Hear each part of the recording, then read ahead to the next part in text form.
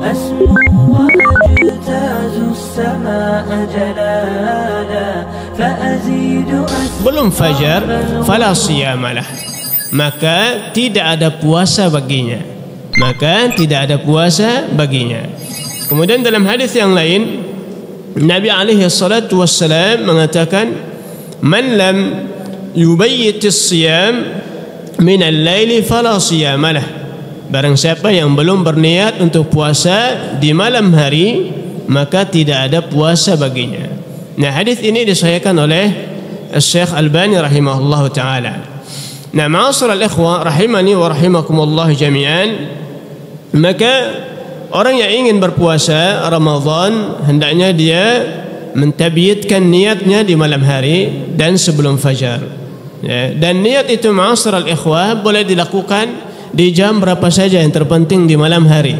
Ya, tidak ada pengkhususan waktu di sana untuk berniat puasa Ramadan. Dan ingat waktunya adalah sampai sebelum terbitnya fajar shadiq. Nah, itu an-niat. Dan juga hendaknya seorang dia berazam yang kuat di malam harinya untuk berpuasa di siang harinya besok.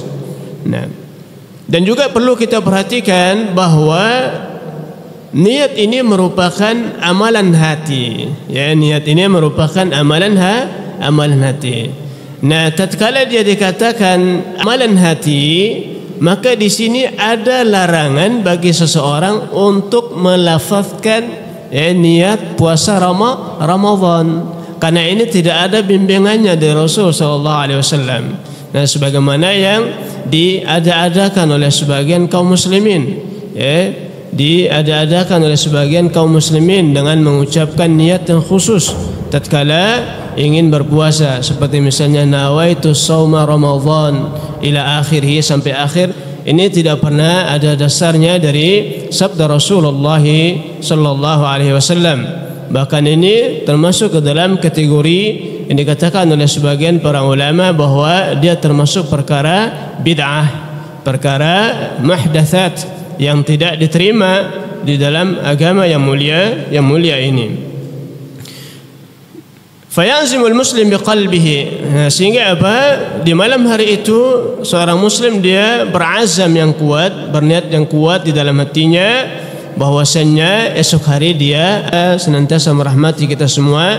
Dan juga ada beberapa perkara yang perlu kita perhatikan, bahwa puasa ataupun amal ibadah apa saja pasti di sana dia memiliki arkanu wa syurutuhu. Ada yang namanya rukun dan ada yang namanya syaratnya.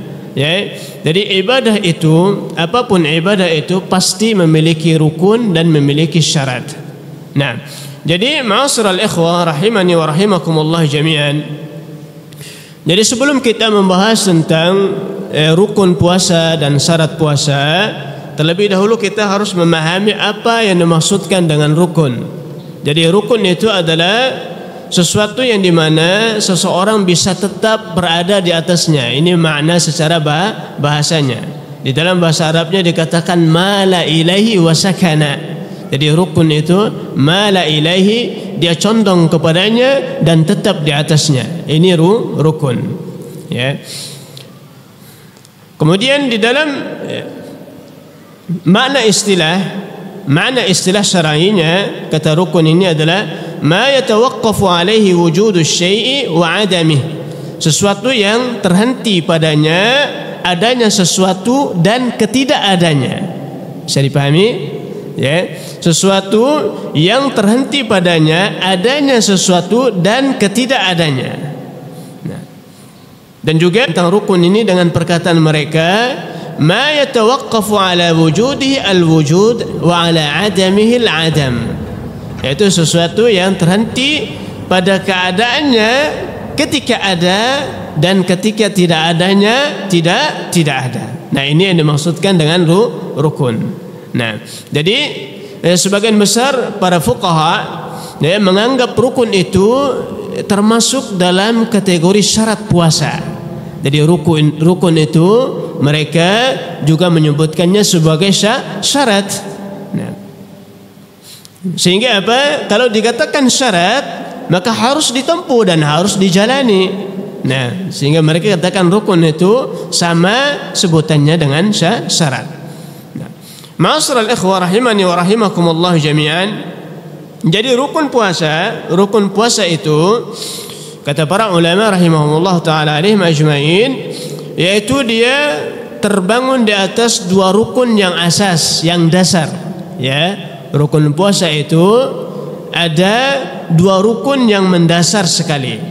Maka tidak akan dianggap puasa bagi seorang muslim bila tidak mengerjakan dua rukun ini.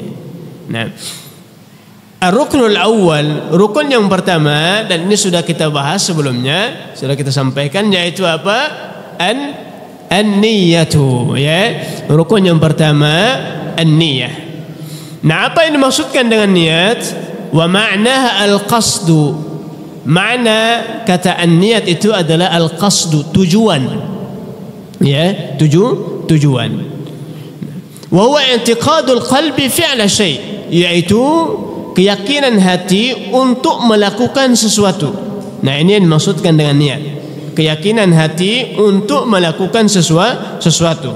Dan azamnya hati, ya, terhadap sesuatu itu min ghairi taraddudin, tanpa harus diulang-ulang. Nah, jadi yang dimaksudkan di sini adalah qasdus shaum, yaitu berniat puasa. Nah, adapun dalil yang mengatakan bahwa rukun dasar puasa itu adalah an-niyat, yaitu niat, sebagaimana sabda Rasul sallallahu alaihi wasallam dalam hadis yang diriwayatkan oleh Imam Bukhari dan Muslim, yang tadinya sudah kita sebutkan, yaitu innamal a'malu binniyat. Sungguhnya amalan itu tergantung pada niatnya. Wa huwa ya'ummu kullu amalin. Dan ini, hadis ini mencakup seluruh amalan. Dia mencakup seluruh amalan apapun itu. Nah, jadi semuanya didasari oleh niat. Dan jika niatnya ibadah maka ibadah, jika niatnya bukan ibadah maka itu tidak dikatakan ibadah. Dan juga hadis yang diriwayatkan oleh Hafsah radhiyallahu taala anha, beliau mengatakan man lam yubayyit as-siyama qabla al-fajr fala siyama lah. Nah, hadis yang sudah juga kita sebutkan, yaitu barang siapa yang belum berniat untuk puasa sebelum fajar, yakni fajar shadiq, fala siyama lah, maka tidak ada puasa baginya. Dan tempat niat itu, ma'asyiral ikhwah, itu adanya di dalam hati.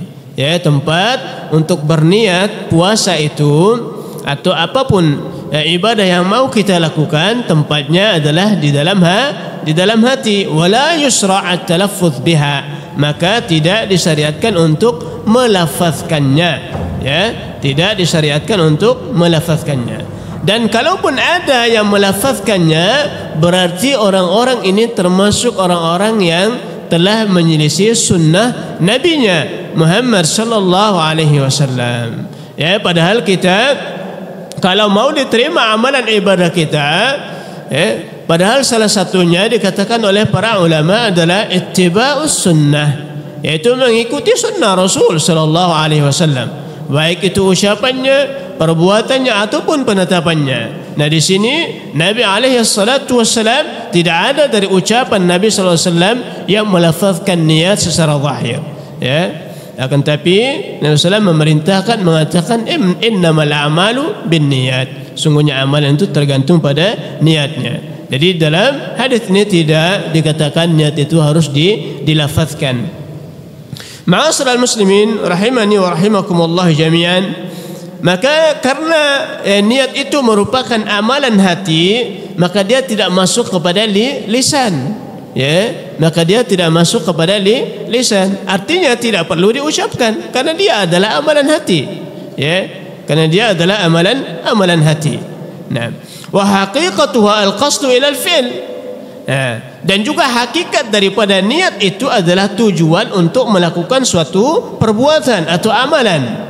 Ya, melaksanakan perintah Allah Subhanahu wa taala, kemudian mengharapkan atau mencari pahalanya, dan juga ma'asyiral ikhwah rahimani wa rahimakumullah jami'an, disyaratkan di dalam niat puasa Ramadan itu adalah at-tabyit, yaitu mulai berniat di malam hari. Iqa'un niyati lailan, yaitu menjatuhkan niat pada malam hari. Itu yang dimaksudkan dengan at-tabyit, yaitu iqa'un niyati lailan, menjatuhkan niat pada malam hari. Karena berdasarkan hadis Hafsah tadi. Dan juga niat itu boleh dilakukan di bagian mana saja di malam hari tersebut, ya. Kemudian juga seorang yang berpuasa hendaknya dia, ya, menjauhkan dirinya dari berbagai macam was-was syaitan di dalam masalah niat, ya. Nah, jadi dia harus berusaha untuk menjauhkan dirinya dari was-was syaitan, bisikan syaitan di dalam masalah niat, ya. Bisa jadi mungkin dia niat berpuasa itu agar supaya dikatakan orang yang ahlus siyam, ya, orang yang masya Allah dia berpuasa terus. Nah, di sini butuh juhud, butuh kesungguhan, jihad terhadap hati kita, ya.